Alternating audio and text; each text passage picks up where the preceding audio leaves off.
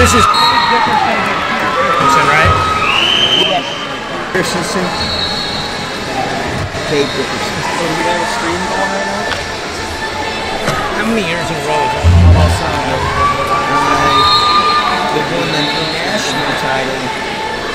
They're over 60 now.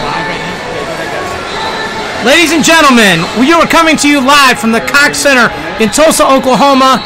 The 2018 Junior National Greco Team Finals featuring Team Oklahoma versus Team Illinois.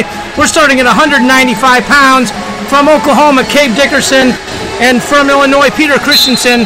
I am joined today by the guru of Greco-Roman wrestling, national team coach and developmental manager Gary Mayab, and the oracle of Oklahoma wrestling, Eric Guerrero. Guys, welcome to the broadcast. Thank you. Thanks, Dave. Right away. Gonna go one out of bounds here. I better not referee from here. I saw both guys put a thumb up. At least we're not doing pointer fingers. Arm spin for Oklahoma. And to come around the back, he's got two. Oklahoma up 3-0. Eric, let's talk a little bit about Oklahoma. You guys are traditionally known for being leg grabbers. Oh, Illinois steps over here for 2-point exposure, 3-2. I think we're in for some action here. Let's two on the gut wrench. They're trying to stop it. Okay, Coach Mayab. So, right away we're getting into some of the nuances of Greco-Roman wrestling. Oklahoma attempted a gut wrench, slid all the way through. Illinois stepped over the top. The lead official on the mat gave 2. The other 2 gave white paddle. Explain to the audience what's going on right now. Absolutely. They're going to challenge us. We're going to take a look at this, but you know, just the way that the move starts with an attempted gut, you get it stepped over. But there was nothing that got stopped. The movement on the guy throwing the gut did not stop his momentum. He got to turn down unimpeded, wasn't trapped, and so therefore he gets to take that risk. And if he slips, you can slip from the feet or from parterre, and that's a great example of it right here. We're going to see whether there was enough stoppage or a trap that took place to stop that action and get him through. So, if the way you're describing it, it occurs that way, all of the points after that go away and they bring them back up to their feet. They go away. And if not, the 2 gut wrenches that were scored are going to be 2 and 2 for Illinois, correct? Well, they've got, you've got a chairman here that's calling for a stoppage, and the question is, at what point does the whistle blow? And if that whistle goes early, and then that second one, that might not count. We'll take a look at that too. But most of the time, if they're going to get it stopped, and you've got confirmation from your judge, So it's either going to be 3-0 Oklahoma Dickerson, or maybe 3-2, or even 3-4, depending on the stoppage right here.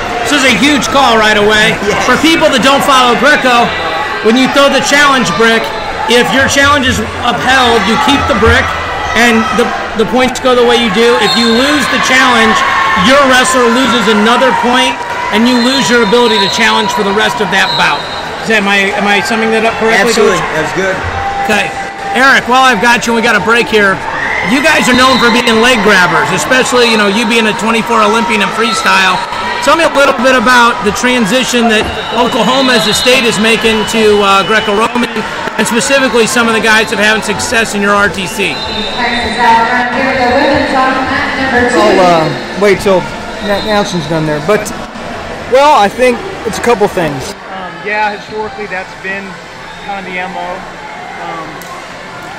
I think, one, trust. I think we're trying to trust in the process right now. From the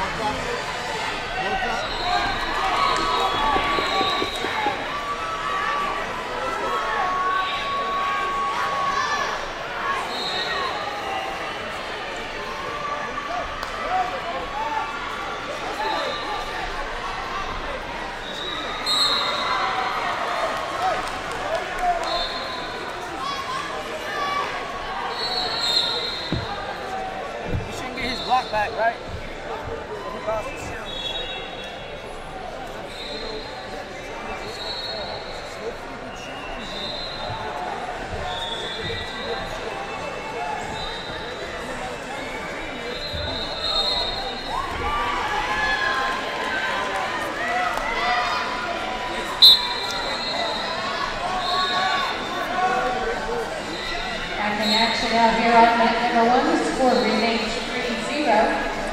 Cabe Dickerson of Oklahoma. Out here on mat number 2 for Team Florida, Jessica Corridor with a 6-0 lead over Alexis Pilar of Texas. Florida in the blue, Texas in the red. Out here on mat number 2.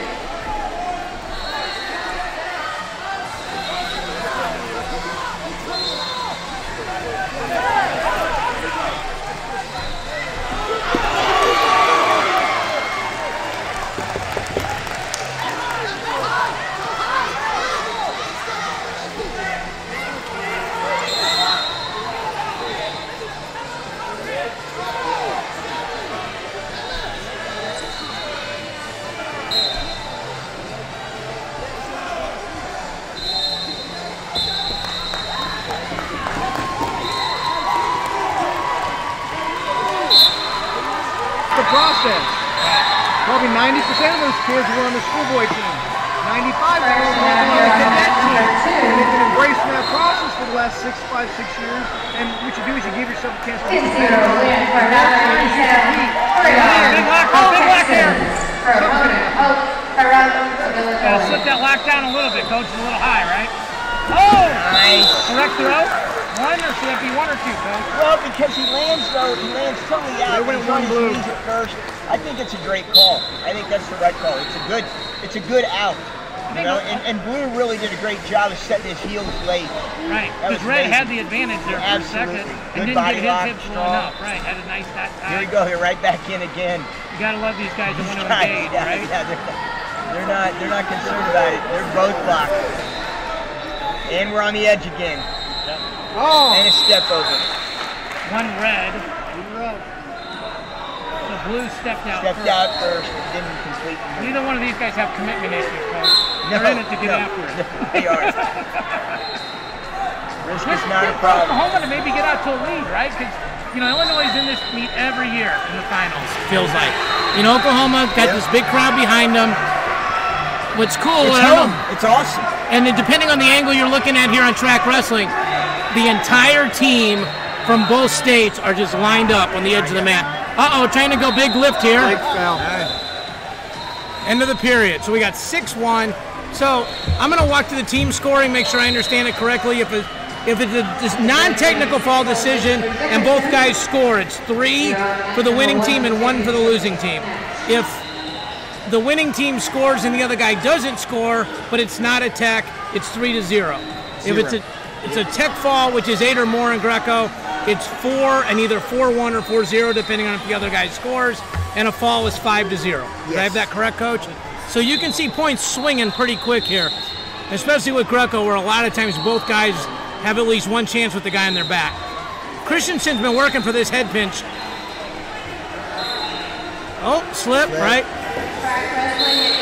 Absolutely. You got a guy at the Oklahoma RTC whose head pinch isn't too bad, Mr. Nick Heflin, which is, he uses a lot in freestyle, but that's just a good example of a technique that can cross over to both styles, right, Eric? Good head pinch, chest wrap. I mean, you know, you haven't seen it as much because of the 2-point takedown. I think when it was 1-point takedown and then obviously the exposure was 2, you saw it a little bit more.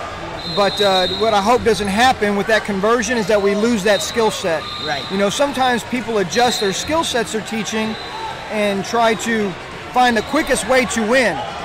And I'm not really in favor of that. You know, that's a skill set that you need, a good head pinch, a good chest wrap. It scares these guys that are great at getting the legs. You know, and you don't want to see that disappear because of the 2-point takedown.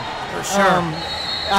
This kid from Illinois here has no fear about going for it, and that's ultimately when you see, especially with the slip throw, there's not a lot of danger, just you got to know when to kind of relinquish and recognize you're not going to get it. Go as hard as you can at the top end of that move, and then kind of let it fall as it will. I mean, if you torque so hard and he doesn't go with you, then there's a release at the end. Absolutely. So I'm going to give a shout out to Cornell Robinson in St. Louis, who does a great job with his Greco guys. Coach Mayab saw them a couple weeks ago. He always helps his kids remember the criteria. Very simple formula: best, worst, last. So best is the highest scoring move, and this is for freestyle and Greco. So an example, a 4-point move, etc. Next is worst, most cautious. They blew the whistle first. They're going to go 4. They're going to go 4. So this is a perfect example. It is 6-6, but red has the 4-point move. So red is in the lead right now. Yes. Okay. So red is in the lead right now, and Oklahoma had done a really good job. But he's going a lot of right ways to score. I don't think that was his best option. You're going to go slip or 2? 2 red. Can't the 2 red back. And this is probably where they can learn the most, whether it's a schoolboy, cadet, junior. 110 on the clock, didn't need a throw.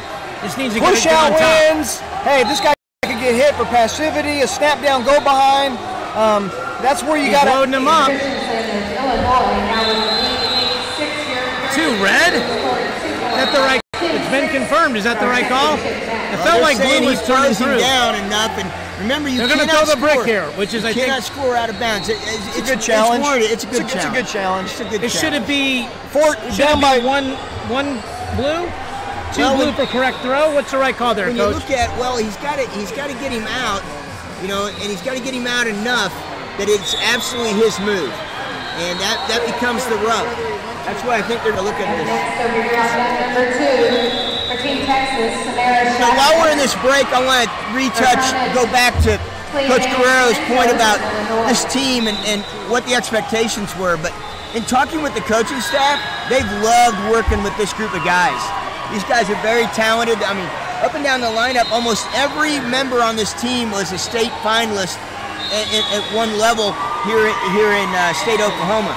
And they really like this group of guys. They've been easy to work with, they said, and they've enjoyed being around them. So I think that's another one of those things that, as these guys have built momentum throughout this tournament, and I'm hoping to see that because, I mean, just like this first match coming in, we're at 6-6, and then like Coach said, if you just make a little bit different decision, this match stays as tight as it was. Depending on this call right here, this thing could tighten back in pretty quick. Yeah, it could be 11-6. Or it could be 8-7, and that's where you're throwing the brick is super important. I was lucky enough to be coaching a match about a month and a half ago at the U.S. Open between Josh Saunders and Vito Arujau, which I think a lot of people have seen that match. One of the craziest matches. And there were about 4 brick throws, and somewhere in there, Corey Cooperman and I just walked to each other at the 50-yard line and said, "What do you think the score should be, Coach?" Yeah. They lose the brick. That's what I was told. So it's going to be 11-6 now, Coach right? Mayab, help me out. Coach him up a little bit. What's Illinois need to do now, and what's Oklahoma need to do here? Well, I think obviously Oklahoma is looking for a good lock here at 35 seconds to go.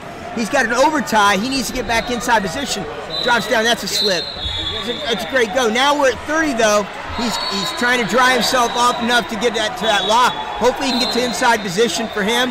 Illinois is going to try to shut the hands down. Oh, nice little slip. Nice little whip. Nice slide. Now he can get to a tech fall here. Yes. That's a tech fall. Which no, one more. So you got to get to 10. One more. Yep. There it is. Which is big. That's a gigantic swing. Right, and that was a close match. I mean, right up until we're talking 45 seconds to go, and everybody just did their job.